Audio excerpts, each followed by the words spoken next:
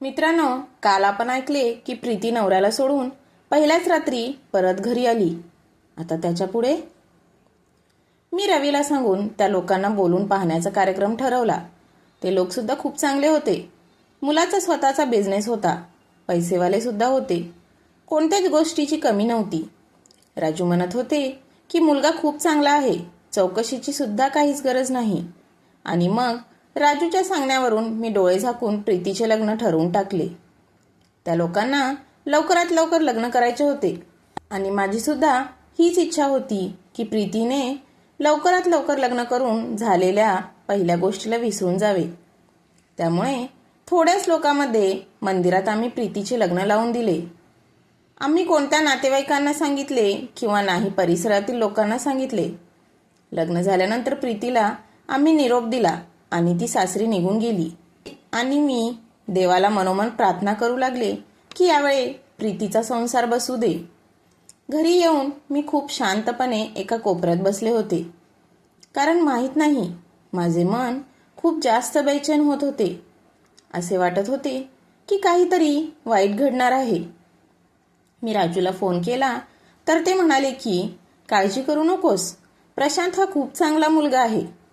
तो आमच्या नात्यातील असला तरी माझा खूप चांगला मित्र आहे आणि त्याच्या घरचे सुद्धा खूप चांगले आहेत. प्रीतीला तिथे कोणताच त्रास होणार नाही. राजूचे हे बोलणे ऐकून मला हलकेसे वाटले होते. माझे मन दुसरीकडे वळण्यासाठी राजू म्हणाले की आता आपल्या लग्नाची सुद्धा तयारी सुरू करायला हवी. तुझी वाट पाहून माझं वय निघून चाललं आहे. आता मी म्हातारा होत चाललो आहे. राजूचे हे बोलणे ऐकून मी हसायला लागले आणि आम्ही दोघे गप्पा मारण्यात व्यस्त झालो. 2 तासच झाले होते की दरवाजा जोरजोरात वाजू लागला. यावेळेस माझे हृदय बंद पडण्याची वेळ आली होती. मला खूप भीती वाटत होती. माझ्या मनात विचार आला की जर मी दरवाजा उघडला आणि समोर जर प्रीती उभी असेल तर. आणि कधी कधी आपले विचार सुद्धा खरे होतात. मी घाबरत घाबरत जाऊन दरवाजा उघडला तर समोर रात्रीच्या 1 वाजता प्रीती दरवाजासमोर उभी होती आणि तिची हालत पहिलेपेक्षा खूप वाईट झाली होती.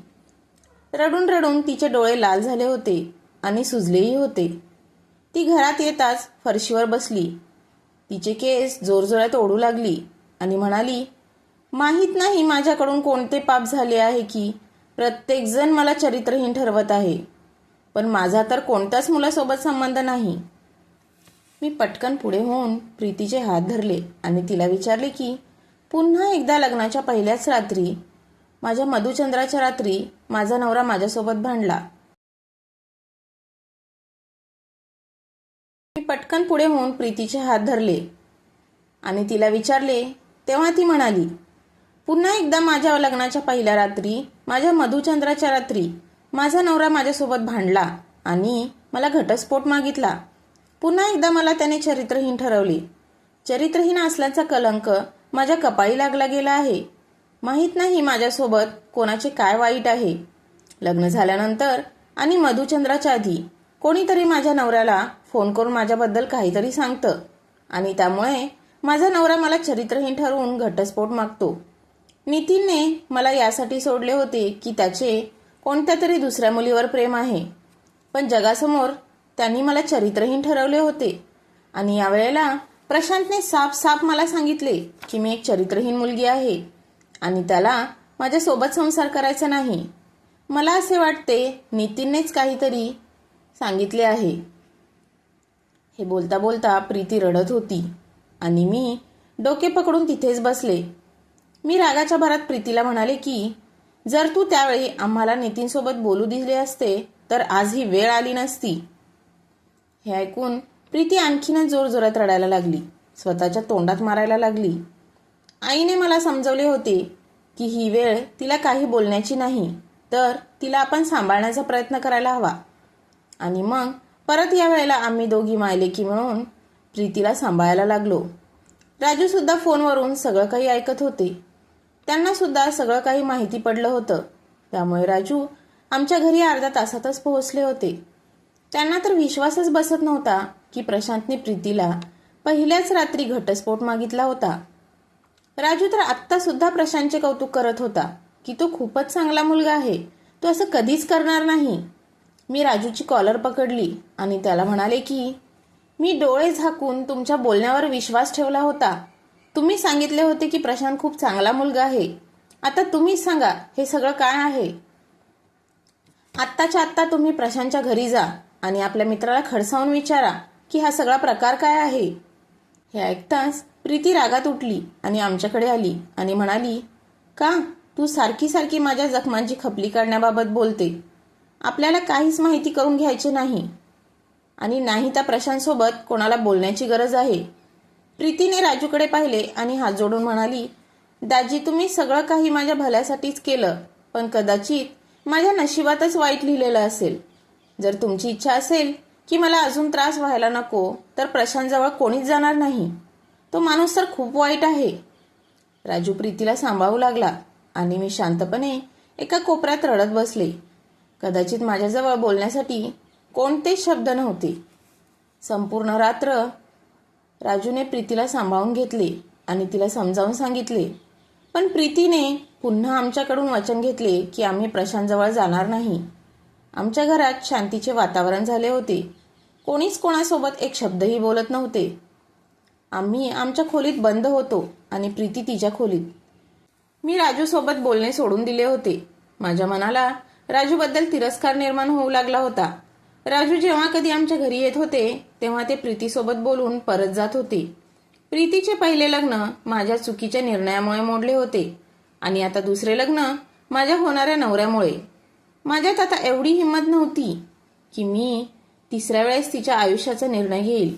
त्यामुळे मी आता कोणताच विषय काढत नव्हते. मी आता शांत झाले होते. हळूहळू दिवस निघून जात होते आणि प्रीतीचा दुसरा घटस्फोट सुद्धा झाला होता. राजूच्या आई माझ्या आणि राजूच्या लग्नावर जोर द्यायला लागल्या होत्या. त्या म्हणू लागल्या होत्या की अजून कधीपर्यंत वाट पाहायची आम्ही. आमच्या मुलाचे आता वय वाढत चालले आहे. किती वर्षापासून तो तुझी वाट पाहत आहे. राजूच्या आईचे बोलणेही अगदी बरोबर होते, कारण राजूने खरंच माझी 7 वर्षे वाट पाहिली होती. पण मी तरी काय करू शकत होते. प्रीतीचे लग्न झाल्याशिवाय मी लग्नच करू शकत नव्हते. त्यामुळे पुन्हा एकदा आमच्या घरात प्रीतीच्या लग्नाचा विषय निघू लागला. पण यावेळेस फक्त प्रीतीच घाबरली नव्हती, तर माझी आई आणि मी सुद्धा घाबरलो होतो. माझ्या 2 नंबरच्या बहिणीच्या सासूने तिला सासूरवास करायला सुरुवात केली होती. ती तर आता आमच्या घरी सुद्धा येत नव्हती. प्रीती दिसायला सुंदर होती, त्यामुळे पुन्हा एकदा तिच्यासाठी स्थळ यायला चालू झाले. तिच्या दुसऱ्या लग्नाबद्दल खूप कमी लोकांना माहीत होते, त्यामुळे आता स्थळ चांगली येत होती. पण आता मी हा निर्णय माझ्या आईवर सोडला होता. आईने खूप चौकशी करून चांगल्या आणि सुशिक्षित घरात प्रीतीचे लग्न ठरवून टाकले.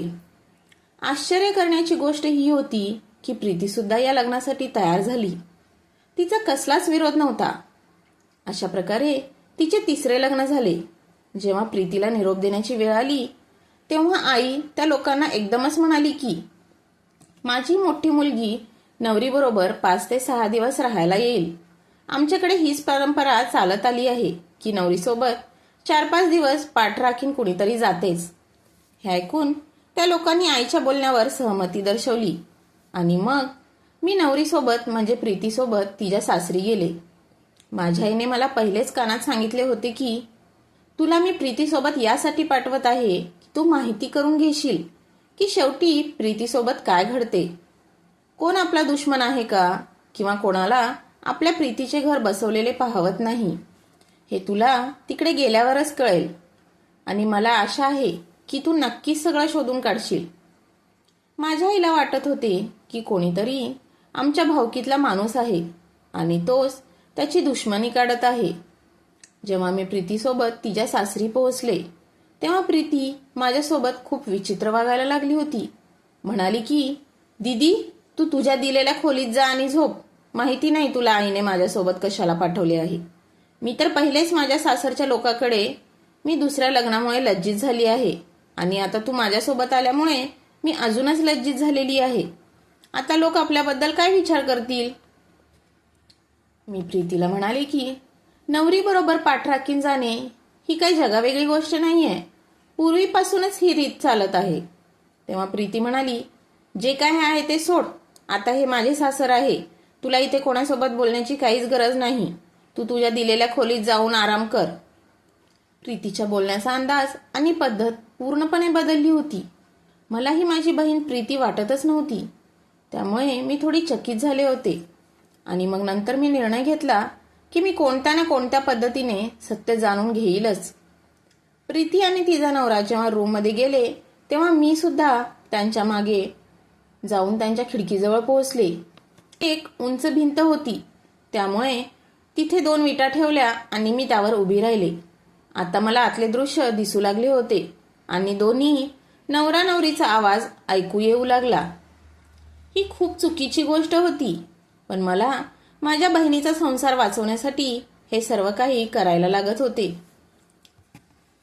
लग्न अगदी साध्या पद्धतीने झाले होते, त्यामुळे घरात जास्त पाहुणे सुद्धा नव्हते. घरातले लोक सुद्धा आपापल्या खोलीत झोपले होते. कोणीच मला इकडे येताना पाहिले नव्हते. मी आता डोकावून पाहिले तेव्हा माझी बहीण प्रीती तिच्या नवऱ्याला घटस्फोट मागत होती आणि त्याला म्हणत होती की माझे दुसऱ्या मुलावर प्रेम आहे आणि मला त्याच्यासोबतच लग्न करायचे आहे. माझ्या मोठ्या बहिणीने जबरदस्तीने माझे लग्न तुझ्यासोबत लावून दिले आहे. तुम्ही मला घटस्फोट द्या, नाहीतरी मी बाहेर जगाला ओरडून सांगेल की तुम्ही नामर्द आहात. हे ऐकून तर मुलगा हक्काबक्का होऊन प्रीतीकडे पाहत होता आणि माझ्या तर पायाखालची जमीनच सरकली होती. मी तिथेच स्तब्ध होऊन त्यांचे बोलणे ऐकत होते. माझी बहीण त्या मुलाला काहीही बोलत होती आणि तो नवरा मुलगा शांत होऊन माझ्या बहिणीकडे पाहत होता. तेवढ्यात मला कोणीतरी इकडे येण्याचे जाणवले. त्यामुळे मी पटकन गुपचूप खोलीत पळून गेले आणि मग काही वेळात माझी बहीण तिचे सामान घेऊन तिच्या खोलीतून बाहेर आली आणि माझ्याजवळ येऊन खूप रागात माझा हात पकडून म्हणायला लागली, चल दीदी इथून, हे लोक माझ्या लायकीचे नाहीत. मी माझ्या बहिणीकडे खूप तिरस्कार आणि रागात पाहिले आणि म्हणाले, आता काय झाले आहे? तेव्हा प्रीती म्हणाली, हा मुलगा सुद्धा माझ्याशी भांडला आणि मला घटस्फोट मागितला आहे. प्रीती हे बोलत असताना तिच्या चेहऱ्यावर कसलेच दुःख नव्हते. मी माझा हात तिच्या हातातून सोडवला आणि जोरात तिच्या कानाखाली मारली. इतक्यात तिचा नवरा सुद्धा बाहेर आला आणि मला पाहून तो म्हणायला लागला की तुमच्या बहिणीने स्वतः माझ्याकडे घटस्फोट मागितला आहे, त्यामुळे मी आता तिला घटस्फोट देणार आहे. याच्याशिवाय माझ्याकडे कोणताच पर्याय नाही, कारण मला असल्या मुलीसोबत संसार करायचा नाही जिचे लग्न जबरदस्तीने झालेले आहे आणि तिचे एका मुलावर प्रेम सुद्धा आहे. मी खूप रागात प्रीतीकडे पाहिले आणि म्हणाले, मी सगळं काही माझ्या डोळ्यांनी पाहिले आहे. आता तू मला सांग की हे सगळं काय प्रकरण आहे. पहिले तर प्रीतीने नकार दिला की तिची काहीच चूक नाही आणि जेव्हा मी तिच्यावर जबरदस्ती केली तेव्हा ती रडत रडत सांगू लागली की मी तुझ्या होणाऱ्या नवऱ्याला राजूला पसंत करते, मला त्याच्यासोबत लग्न करायचे आहे. कित्येक वेळा मी त्यांना लग्नासाठी प्रपोज केलं, पण त्यांनी मात्र साफ नकार दिला, कारण राजू तुझ्यावर खूप प्रेम करतात. त्यांना तुझ्यासोबतच लग्न करायचे आहे. मला माहिती होते की जोपर्यंत माझे लग्न होणार नाही तू सुद्धा लग्न करणार नाही. त्यामुळे मी प्रत्येक वेळी माझ्या नवऱ्यासोबत भांडून घटस्फोट मागून घरी येत होते, म्हणजे तुझे सुद्धा लग्न राजूसोबत होणार नाही. जर राजू मला त्याच्या प्रेमाच्या लायकीचा समजत नाही तर तुझा सुद्धा त्याच्या प्रेमावर काहीच हक्क नाही. माझे लग्न होणार नाही तर मी तुझे सुद्धा लग्न राजूसोबत होऊन देणार नाही. माझ्या बहिणीच्याकडून हे सगळे ऐकून माझ्या अंगावर तर काटाच उभा राहिला होता. ज्या बहिणीचा संसार उभा करण्यासाठी मी माझे आयुष्य पणाला लावले होते, तीच बहीण माझा आनंद हिसकावून घ्यायला निघाली आहे. मी तिचा हात पकडला, तिला घरी आणले आणि आईला सर्व काही गोष्टी सांगितले होते. राजूला सुद्धा सगळे काही कळाले होते. राजू माझ्याजवळ आले आणि म्हणाले की आता बस झाले, प्रीतीसाठी मी आपल्या लग्नाची वाट पाहू शकत नाही. दुसऱ्या दिवशी राजूनी माझ्यासोबत आपल्या घरच्यांच्या उपस्थितीत एका मंदिरात साध्या पद्धतीने लग्न केले आणि मला त्याच्या घरी घेऊन गेले. आज माझ्या लग्नाला 5 महिने झाले होते आणि प्रीती 3 वेळा घटस्फोटाचा डाग घेऊन आपल्या आईच्या घरात बसली होती. कधी कधी मी प्रीतीबद्दल विचार करते तेव्हा मला तिची खूप काळजी वाटू लागते, पण त्या क्षणी दुसरीकडे तिच्याबद्दल तिरस्कार सुद्धा वाटू लागतो. मला समजत नाही की आता मी प्रीतीसाठी काय करू. परत दुसऱ्यांदा तिच्या लग्नाबद्दल विचार करू की तिला तिच्या परिस्थितीवर सोडू. जे काही प्रीतीने केले नक्की चूक कोणाची होती. त्याला जबाबदार कोण होतं. आमच्या पालनपोषणात काही कमी राहिली होती का, किंवा राजूच्या चांगुलपणाने तिला इतपत पोहोचवले की तिने स्वतःला बर्बाद केले होते. तुम्हाला काय वाटतं की यात सगळ्याला जबाबदार कोण आहे. मला कमेंट करून नक्की सांगा. मित्रांनो, ही कथा तुम्हाला कशी वाटली मला कमेंटमध्ये सांगा आणि चॅनलवर नवीन असाल तर सबस्क्राईब करा. धन्यवाद.